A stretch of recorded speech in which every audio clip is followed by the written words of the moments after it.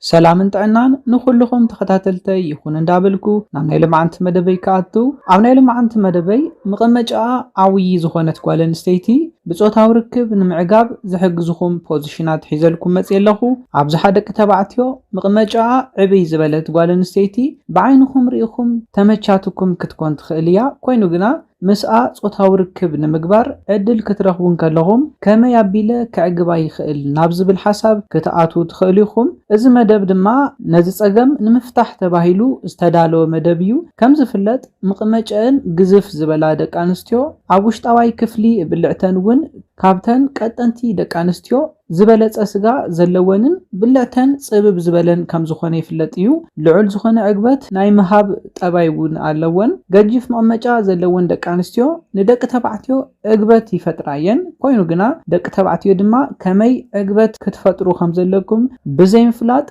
قجف مقمجا زلوان دك أنستيو كم كبرتي نهت قطرو يقددكم يو سلازخونه دما قجف مقمجا نزلوان دك أنستيو كما يجيركم كتعقبو خم تخيلو زتقموخم بوزيشنات كحبرلكم يه نزن بوزيشنات تتقيمكم قدم حزي رينو نابزي يفلطا ناي عقبت صقعي كتابصحوان تخيليكم قدمي نا مدبي متاوي مدبنا نا بزحات دك تبعتيو نخبصح لايك جيركم جمرو نزي چانل حدشتي زخونكم سبسكرايب بمغبار استفلاليو ناي طعنا ناي صوتاو ركب كم اون نحدار هيوت انفورميشن ترخبلو چانل سدران هتكونو بخبري حتت سدران زخونكم اندامسغنكو نا مدبي كملس نا مدبي كملس نكلخو اتقداماي ገጅፍ መቀመጫ ንዘለዋ ጓል አንስተይቲ ንምዕጋብ ዝጣመ ኮምፖዚሽን ዶጊ ስታይል እዩ ነዚ ፖዚሽን በተደጋጋሚ ኣብ ዝተፈላልዩ መደባተይ ዘለዎ ጥቅምታት ሓቢረልኩም እየ ዶጊ ስታይል በብዝሓ ሰባት ተቀባልነት ዘለዎን ተፈታዊ ዝኾነ ፖዚሽን እዩ መቀመጫ ገጅፍ ዝኾነት ጓል አንስተይቲ ነዚ ፖዚሽን ክትጥቀም ኣለዋ ነዚ ፖዚሽን ብምጥቃምኩም እንታይ ዓይነት ተሓጓስ ክትህብዎን ትኽእሉ ዝብል ነገር ክንሪኢን ከለና ገጅፍ መቀመጫ ዘለዎን ደቂ አንስትዮ ብዙሕ ዝበለ ስገአን ዝርከብ ኣብ መቀመጫን ከባቢ ስለ ዝኾነ ጉንብስ ኢለን በዚ ፖዚሽን ክኾናን ከለዋ ኣብ ማሕኩልተን ከባቢ ዘሎ ስገአን ይቅንስ እዩ ብድሕሪት ኮይንኩም ጾታዊ ርክብ ክትገብርዎን ከለኹም ድማ ንብልዕተን ብቐሊሉ ክትረኽብዎ ዝሕግዘኩም ፖዚሽን እዩ ካብዚ ብተወሳኺ ድማ እዚ ዶጊ ስታይል ንብሎ ናይ ጾታዊ ርክብ ናይ ፖዚሽን ዓይነት ብልዑል መጠን መትሎ ናብ ብልዕቲ ዕሙቕ ኢሉ ንኽኣትው ዝሕግዘኩም እዩ እዚ ድማ ኣጽብቕ ኣቢሉ ንብልዕተን ውሽጣዊ ክፍሊ ንምጥዓዓም ይምችወኩም እዩ ምስ ገጅፍ መቀመጫ ዘለዋ ጓል አንስተይቲ ጾታዊ ርክብ በዚ ፖዚሽን ክትገብሩን ከለኹም ምስ ተንበርከኸት ድንኒላ ርእሳ ናብ ዓራት ምጽግዑ ከተረጋግጸለኩም ምክንያቱ እንታይ እዩ ናይታ ጓል አንስተይቲ ካብ ማእገራ ንላዕሊ ዘሎ ክፋል ሰውነታ ንሕቁኣ ሓዊሱ ብጣዕሚ ናብ ዓራት ተዘይተጸጊዑ መቀመጫ መሊሱ ናብ ተወዲ ናብ ርክብ ዝገብረሉ ቦታ ስለ ዝምለስ እንተተኻኢሉ ብሕቁኣ እስካብ ብርካ ብምጽጋዕ ኣብ ክሳዳ ከባቢ ንዘሎ ኤርያ ድማ ኣብ ትርኣስ ብምግባር ብልዕታ ጥራሕ ወጽእ ኢሉ ንኽርአይ ክትገብር ኣለዋ ቅድሚ ሕዚ ሪኣቶን ዘይትፈልጥ ዕግበት ንምርኣይ ስለ ዝሕግዛ እዩ መትሎ ድማ ናብ ውሽጢ ዕሙቕ ኢሉ ንኽኣትው ስለ ዝሕግዘኩም እዩ ናብ ልዑል ዝኾነ ዕግበት ንኽተብጽሕወን ዝሕግዘኩም ኣገዳሲ ዝኾነ ፖዚሽን እዩ እቲ ካልኣይ ፖዚሽን ድማ ካውገርል ዝበሃል ፖዚሽን እዩ እዚ ፖዚሽን ድማ ወዲ ብሕቁ ደቂሱ እታ ጓል አንስተይቲ ድማ ብላዕሊ ኮይና ዝፍጸም ናይ ጾታዊ ርክብ ናይ ፖዚሽን ዓይነት እዩ ሜይቢ ገጅፍ መቀመጫ ዘለዋ ጓል አንስተይቲ ከመይላ ብላዕሊ ክትኮን ትኽእል ክትብሉ ትኽእሉ ኢኹም ኮይኑ ግና ናይ ብልዕታ ክፍሊ ጥራሕ ናብ መትለኹም ቅርብ ኢሉ ዝግበር እዩ እዚ ፖዚሽን ብልዑል መጠን ንዓኣ ዕግበት ዝህባ ፖዚሽን እዩ ምክንያቱ እንታይ እዩ ነቲ ውሽጣዊ ክፍሊ ብልዕታ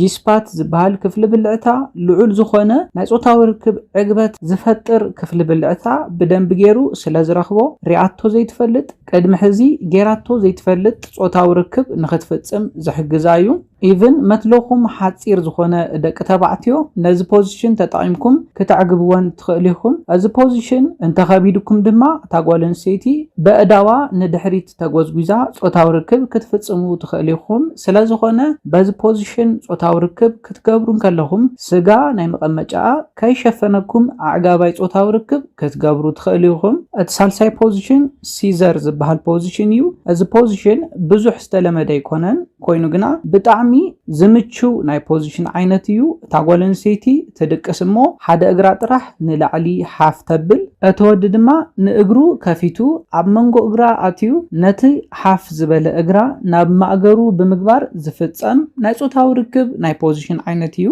ሜይቢ ኣብ ዝተፈላለዩ ናይ ጾታዊ ርክብ ፊልምታት ርኢኹም ክትኮኑ ትኽእሉ ኢኹም ኣብ ደቂ ኣንስትዮ ኣብ መንጎ እግረን ብዙሕ ስጋ ስለ ዘይህሉ ብቐሊሉ ንብልዕታ ክትረኽብዎ ዝሕግዘኩም ናይ ጾታዊ ርክብ ናይ ፖዚሽን ዓይነት እዩ ኮይኑ ግና እዚ ፖዚሽን ካብቶም ካልኦት ናይ ጾታዊ ርክብ ናይ ፖዚሽን ዓይነታት ብዝተፈለየ መልክዑ ናይ እግረን ሎድ ናብ ማእገርኩም ስለ ዝዓርፍ ቁሩብ ድኻም ክስምዐኩም ይኽእል እዩ ኮይኑ ግና ከም ዝደለኹሞ ንኸናፍረን እንዳሰዓምኩም ነጧተን እንዳሓሳሰኹምን እንዳነኻኻኹምን ተወሳኺ ዕግበት እንዳፈጠርኩምለን ጾታዊ ርክብ ንኽትፍጽሙ ዝሕግዘኩም ብሉጽ ናይ ፖዚሽን ዓይነት እዩ እቲ ራብዓይን ብጣዕሚ ደስ ዝብል ናይ ፖዚሽን ዓይነት ድማ በተርፍላይ ዝበሃል ናይ ጾታዊ ርክብ ናይ ፖዚሽን ዓይነት እዩ ነዚ ፖዚሽን ክትጥቀምሉ ሓሲብኩም ኣብዝሓ ግዜ ኢንቫይሮንመንት ዘይተጠዓዓመልኩም ክኾን ይኽእል እዩ ኮይኑ ግና ናይ ምግቢ መመገቢ ናይ ማእኸል ጣውላ እንተሃሊኩም ንዓኣ ብሕቁኣ ኣብቲ ጣውላ ደቂስኩም ንእጋራ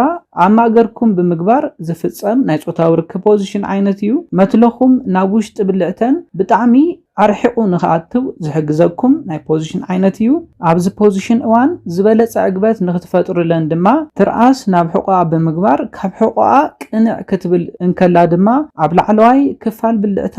ዝርከብ ጂስፓት ዝበሃል ክፍሊ ጽግዕ ንኽብለኩም ትርኣስ ናብ ሕቁኣ ኣእቲኹም ጾታዊ ርክብ እንተጌርኩም ብጣዕሚ ዝበለፀ እዩ ስለዝኾነ በዘን 4 ፖዚሽናት ተጠቒምኩም ግጅፍ ዝበለ መቐመጫ ዘለዋ ጓል ኣንስተይቲ ትኹን ብፊዚካል ካባኹም ዝበለፀት ንውሕ ዝበለት ጓል ኣንስተይቲ ዋላ እኳ እንተኾነት እውን ኣብ ማሕኩልታ ከባቢ ብዝሕ ዝበለ ስጋ ዘለዋ ዋላ እኳ እንተኾነት ኣብ እዋን ጾታዊ ርክብ እዘን 4 ናይ ጾታዊ ርክብ ፖዚሽናት ዓይነት ተጠቒምኩም ቅድሚ ሕዚ